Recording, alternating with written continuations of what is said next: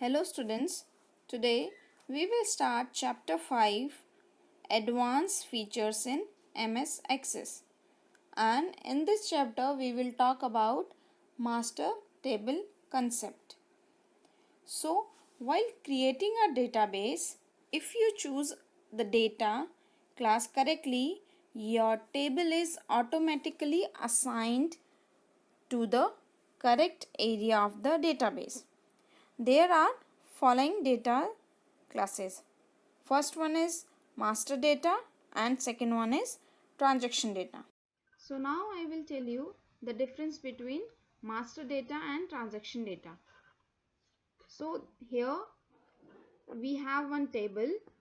It includes fields like roll number, name, father's name, mobile number, address, city, pin code and date of birth.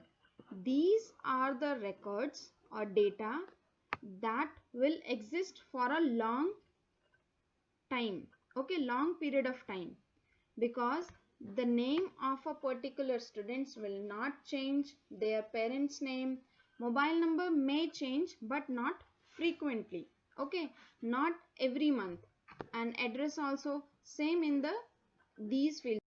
Whereas if we talk about the transaction data, we have the following fields like fees, paid, balance, due date.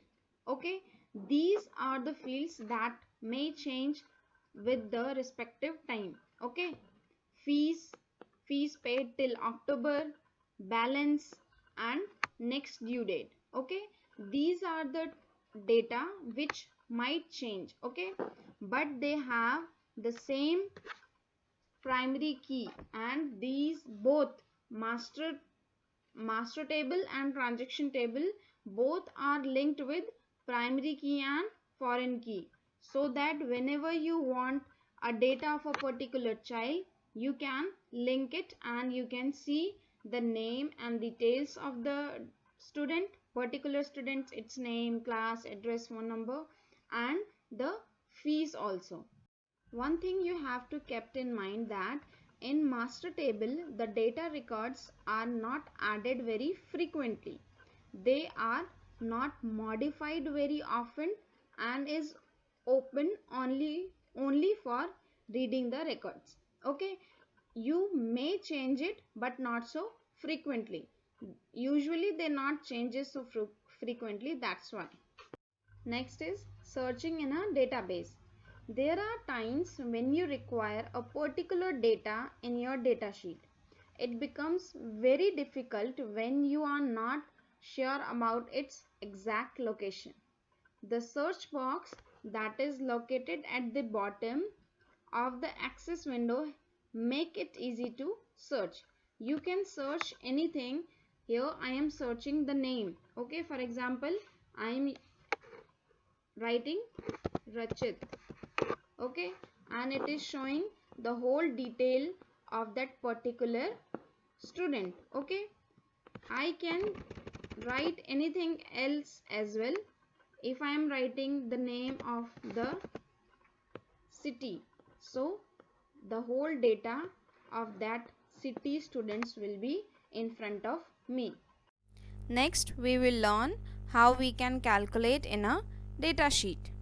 For that, here we have written marks of various students that we want to calculate, and one thing you have to keep in mind that if you want to calculate any marks, for that you have to make that data type as numbers.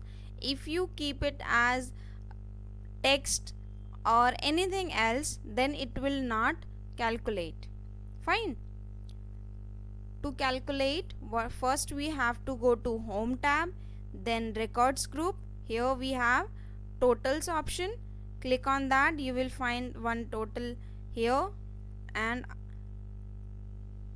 here you will just find a drop down box, and you will click on the desired thing you want to calculate: sum, average, count, maximum, minimum. So here we are calculating sum of these marks.